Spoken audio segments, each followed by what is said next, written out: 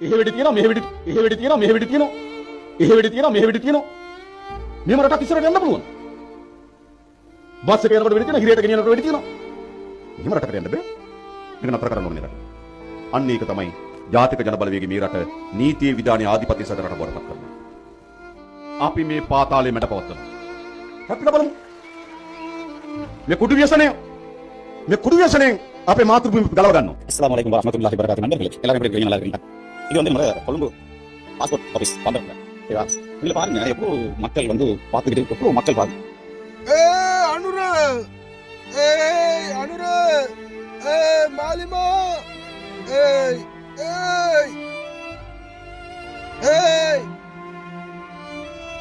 கேக்குதா? அஸ்ஸலாமு அலைக்கும் வரஹ்மத்துல்லாஹி வபரகாத்துஹு. அன்பார்ந்த அனைத்து உறவுகளுக்கும் இனிய மாலை வணக்கம். ஜாதிக்கு ஜன பல வேகி, அதாவது தேசிய மக்கள் சக்தி. அனைத்து மக்களும், அதாவது முக்கியமா சிறுபான்மை மக்கள் அனைவரும் இம்முறை ஒன்று சேர்ந்து அனுரகுமார திசாநாயக்க NPP தேசிய மக்கள் சக்தியை உருவாக்கினது. இந்த கட்சியோடு சேர்ந்து வெளிநாடு வாழ் தொழிலாளர்கள் உட்பட அனைவரும் சேர்ந்து இந்த அரசாங்கத்தை உருவாக்கினது. நாட்டுக்கு மிகப்பெரிய ஒரு விடுதலையை கொண்டு வந்து கொடுப்பீங்க அப்படின்ற ஒரு நம்பிக்கை.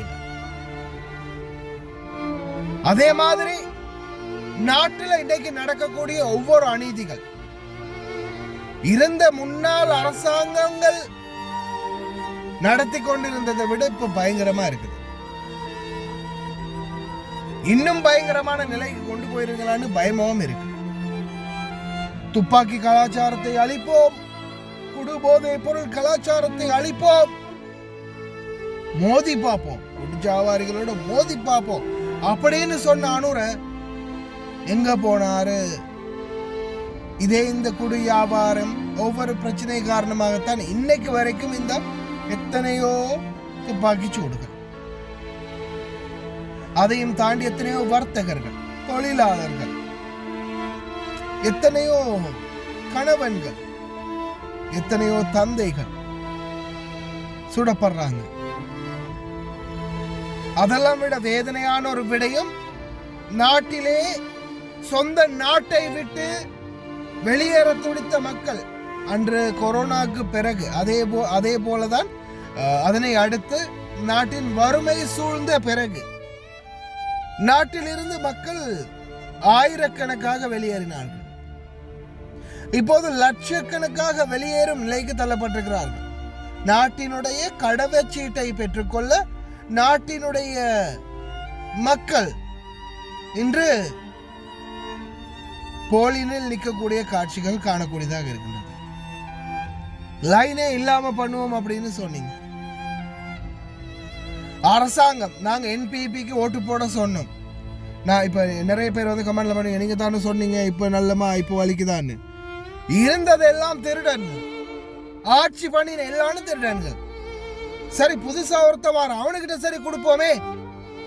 திருடனுக்கிட்ட தான் ஏற்கனவே மாறி கொடுத்தோம். சரி, புதுசா ஒருத்த வார அவனுக்கிட்ட கொடுப்போமேன்றதான் நாங்களும் மாற்றத்துக்காகத்தான் முயற்சி பண்ணோம். இல்லைன்னா எங்க வீட்டுக்கு வந்து என்னுடைய அக்கௌண்ட்டுக்கு எங்களுடைய பாக்கெட்லேயே அனுரகுமார திசாநாயக்க வந்து பணத்தை போட்டு வச்சுட்டு போகல, எனக்காக பேசுங்க. நாங்களும் குரல் கொடுத்தது உங்களுக்காகத்தான், நம்மளுக்காகத்தான், நம்மளுடைய எதிர்கால சந்ததிக்காகத்தான். எப்படியாவது நாட்டை முன்னேற்றிடுவானுங்க. புதுசா வர அரசாங்கம் நிறைய சொல்றானுங்க. ஏன் வெளிநாட்டு தொழிலாளர்களுக்கு கிட்டத்தட்ட 26 புதிய யோசனைகள் கொண்டு வந்தாங்க. 26 யோசனையில ஒரு யோசனை ஆஃப்டர் ஆல் சரி பண்ணிருப்பாங்களான்னு பார்த்தா அது கூட சரி பண்ணல. கடைசியா நாங்க போராடி திண்டாடி மண்டாடி தான் கடைசியில இந்த போனஸை கூட பெறுறதுக்கான வாய்ப்பு இலங்கை தூதரகத்தினூடாக பெற்றிருக்குது. அதுவும் குவைத்துக்கு மட்டும்தான். இன்னும் சவுதி அரேபியா இருக்குது, கத்தார் இருக்குது, ஒமான், பஹ்ரைன், துபாய், இந்த நாட்டுகள்ல ஒட்டுமொத்த அரபு நாடுகளுக்கும் தொழிலாளர் திணைக்களத்தால ஒரே ஒரு சட்டம், அதாவது இந்த தொழிலாளர்களுக்கான இன்மினிட்டி, அந்த சட்டம் வந்து எல்லாருக்குமே பொதுவாக இருக்குது. ஆனா அதை பெற்றுக் கொடுக்கறதுக்கான சரியான முழு முயற்சி எடுக்கிறதுக்கு தகுந்த அதிகாரிகள், முதுகெலும்புள்ள அதிகாரிகள் நம்மளிடம் இல்லை. முன்னாடி தான் அரசாங்கம் இல்லாம இருந்துச்சு. இப்பதான் ஒரு தகுந்த நல்ல அரசாங்கம் உருவாகி வருதுன்னு பார்த்தா நல்லாட்சி அரசாங்கம் எங்கே போனது, என்ன செய்து கொண்டு இருக்கின்றது? ஒவ்வொரு டைமும் மேடை போட்டு ஒவ்வொரு விடயங்களை பத்தி பேசுறாங்க, நாட்டினுடைய நிலைமைகளை பற்றி பேசுறாங்க. ஆனா நாட்டுல மாற்றம் வந்ததாக தெரியலையே. இதோ பாஸ்போர்ட் ஆபீஸ் 24 மணி நேர சேவை, 24 hours it's working. மேடைகளில் கூச்சலிட்டு கத்திய அமைச்சர்கள் எங்கே? இங்கே என்ன நடக்கின்றது?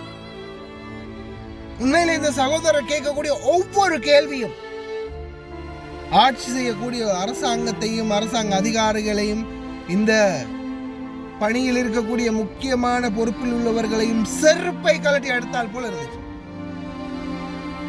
ஏன்னா அந்த அளவு வேதனையாக இருந்தது. தொழிலாளர்கள் நம் நாட்டில் தொழில் செய்ய முடியாத காரணத்தால், தொழிலாளர்கள், ஏன்னா நம்ம நாட்டில் முதலாளிகள் வர்க்கம் குறைவு, தொழிலாளிகள் வர்க்கம் தான் அதிகம். நாட்டில் தொழில் செய்ய முடியாத காரணத்தால் தான் வெளிநாடு நோக்கி போக வேண்டிய நிர்பந்தத்துக்கு தள்ளப்படுறாங்க. அப்படி இருந்தும் போலி முகவர்கள் அவன் இவன் அடிபட்டு உதப்பட்டு வெளிநாட்டில் வந்து அதே மாதிரி கஷ்டப்பட்டு எவ்வளவோ துன்பங்களை தாங்கிட்டு இருக்கிறாங்க. ஆனா எவ்வளவுதான் துன்பங்களை தாங்கிட்டு வந்தாலும், வெளிநாடுகளில் நடக்கக்கூடிய பிரச்சனைகளை பற்றி சமூக வலைத்தளங்கள்ல பார்த்தாலும் அவங்க வெளிநாடுக்கு போற முயற்சியை இன்னமும் கைவிடல. பாஸ்போர்ட் எடுக்கிறதுக்காக வந்திருக்காங்க. அவங்களுடைய நோய்க்கு மருந்தெடுக்க வந்து இப்படி போலியில் நின்றாலும் கூட பரவாயில்ல. ஆனா நாட்டு சொந்த தாய் நாட்டை விட்டுட்டு போகணும் அப்படின்னு நாட்டின் பிரஜா உரிமை பெற்ற பிரஜைகள் வெளியேறதுக்காக முயற்சி செய்யறாங்கன்னா நாட்டின் சாபக்கேடு இன்னமும் தொடர்கின்றது என்பதுதான் உண்மையான நிதர்சனம். அனுரகுமார திசாநாயக்க, தற்போதைய நல்லாட்சிக்கான ஜனாதிபதி அவர்களே, இது உங்களுடைய கவனத்திற்கு. இந்த உரத்த குரல் என்னுடையது அல்ல, என்னை சார்ந்த என் சமூகத்துடையது. வெளிநாடு வாழ் தொழிலாளர்கள் படும் துன்பம் துயரம் ஏராளம்.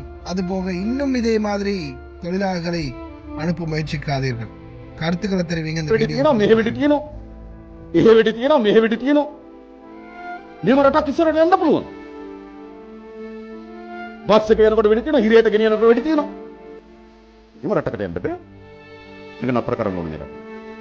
අන්නේක තමයි ජාතික ජනබලවේගී මේ රට නීතියේ විධානයේ ආධිපත්‍ය සහිත රට බවට පත් කරනවා. අපි මේ පාතාලයේ මැඩ පවත්වනවා. හත්න බලමු. මේ කුඩු ව්‍යසනයෙන් අපේ මාතෘභූමිය ගලව ගන්න. அஸ்ஸலாமு அலைக்கும் வரஹ்மத்துல்லாஹி வபரகாத்து. நண்பர்களே எல்லாரும் எப்படி இருக்கிறீங்க? நல்லா இருக்கிறீங்களா? இது வந்து நம்ம கொழும்பு பாஸ்போர்ட் ஆபீஸ் பார்க்குறோம். ஓகேவா? இதுல பாருங்க எவ்வளோ மக்கள் வந்து பார்த்துக்கிட்டு, எவ்வளோ மக்கள் பாருங்க. இதுல ஒரே ஒரு செலக்ஷன், அதாவது ஒரே ஒரு செக்ஷன் மட்டும்தான் இதுல வச்சுட்டாங்க. என்னன்னா எந்த ஊர்ல இருந்து வந்தாலும், எவ்வளோ ஊர்ல இருந்து வராங்க நம்மளோட இலங்கை மக்கள். எந்த ஒரு நாட்டிலையும் வந்து இப்படியெல்லாம் கிடையாது, நம்ம இலங்கையில மட்டும்தான் இப்படி இருக்கு. அப்ப இந்த மக்களுக்கு காலையில விடிய காலையில 4 மணில இருந்து நிக்கிறவங்க, படுக்கிறாங்க, ஏல அவங்களால. அப்ப இந்த பொங்கல் பாருங்க, இதுல எவ்வளவு போலி. இது வந்து 24 மணித்தியாலும் இதே நிலைமையில எல்லாரும் வந்து கஷ்டப்பட்டு கொண்டிருக்கிறாங்க. நிக்க கூட இயலாது. எத்தனைக்கு தான் அவங்க நிக்கிறது? அப்ப இந்த 1 மணித்தியாலும் சாப்பாடு ரெஸ்ட் எடுத்துட்டாங்க, நிப்பாட்டிட்டாங்க. 12 மணிக்கு நிப்பாட்டி 1 மணிக்கு சாப்பாட்டுக்கு அவங்க நிப்பாட்டிட்டாங்க. அப்ப இந்த மக்கள் எல்லாம் லூஸ் நிக்கிறதுக்கு இப்படி சொல்லுங்க பாரு, எவ்வளவு கஷ்டப்பட்டு கொண்டிருக்கிறாங்க. இதெல்லாம் மனுஷனுக்கு இந்த விலங்குறாக்களுக்கு வந்து ஒரு சில ஆக்களுக்கு விளங்கும், ஒரு சில ஆக்களுக்கு விளங்காது. அப்போ வந்து நம்மட நாட்டில் இப்படி ஒரு பிரச்சனை இருக்குன்றக்குள்ள எவ்வளவு நேரம் 2 நாள் 3 நாள்லாம் காத்து கொண்டிருக்கிறாங்க. அப்போ இவ்வளோ ரோட் வந்து இதில் இருக்கக்குள்ள வந்து நம்ம கட்டாயம் சரி ஒரு அறிவிப்பு நம்ம கொடுக்கணும், நம்மளோட மாற்றியாக கொடுக்கணும் அறிவிப்பு. 2-3 செக்ஷன் செலெக்ஷன் படி 2-3 செக்ஷனை கொடுங்க. கொழும்புக்கு வேறையா ஒரு செக்ஷனை கொடுங்க, வேற வெளி மாவட்டத்தில் இருந்து வரவங்களுக்கு வேறையா ஒரு செக்ஷன் கொடுங்க. அப்படி கொடுத்து அப்படி இது செய்யுங்களேன். ஏன் இப்படி மக்களை போட்டு அலக்கல்வி வைக்கிறீங்க? ஏன் இப்படிலாம் பண்றீங்க? சும்மா கொஞ்சம் நெஞ்சு சனமா இது. அப்ப இவ்வளவு பாடுபட்டு இவ்வளவு கஷ்டப்பட்டு இந்த மக்கள் எல்லாம் அந்த பாஸ்போர்ட் எடுக்கிறதுக்கு இந்த பாஸ்போர்ட் ஆபீஸுக்கு இப்படி வந்து அப்ப இன்னும் உள்ளுக்குள்ள ஒரு 6 ஹவர் இருக்கும் போல இருக்கு உள்ளுக்கு போனா. அப்ப இதுல இருக்கிறவங்களே வந்து சாதாரணமா இதுக்கே வந்து மெனக்கட்டு மக்களை போட்டு இப்படி சாகடிக்கிறாங்களே. அப்ப இவங்கள வந்து இதுல வேலை செய்யறவங்களை கூட்டிட்டு வந்து இவங்கள வந்து ஒரு நாளைக்கு முத்தல இவங்களை நிக்க வைக்கணும். இப்படி போலிங்ல நின்று பாருங்க, உங்களுக்கு அர்த்தம் வழி விளங்கும் என்னன்னு சொல்லி நிக்க வைக்கணும். நண்பர்களே, உங்களால முடிஞ்ச சேர உதவியை நீங்க கட்டாயம் இதை செய்யணும். இதுக்கு ஒரு முடிவு வரணும். இது வந்து மக்களுக்கு ஒரு கொடுமையான ஒரு வேலை. இது எந்த ஒரு நாட்டிலையும் கிடையாது. எந்த நாட்டுக்கு போனாலும் உடனே பாஸ்போர்ட் எடுத்தாச்சு வந்துச்சு.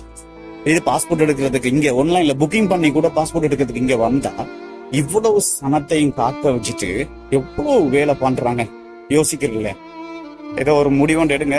உங்கள்கிட்ட சொல்லணும், வீடியோ போட வந்து நினைச்சேன். ரொம்ப ரொம்ப தேங்க்ஸ் எல்லாருக்கும். ஓகே, பாய்.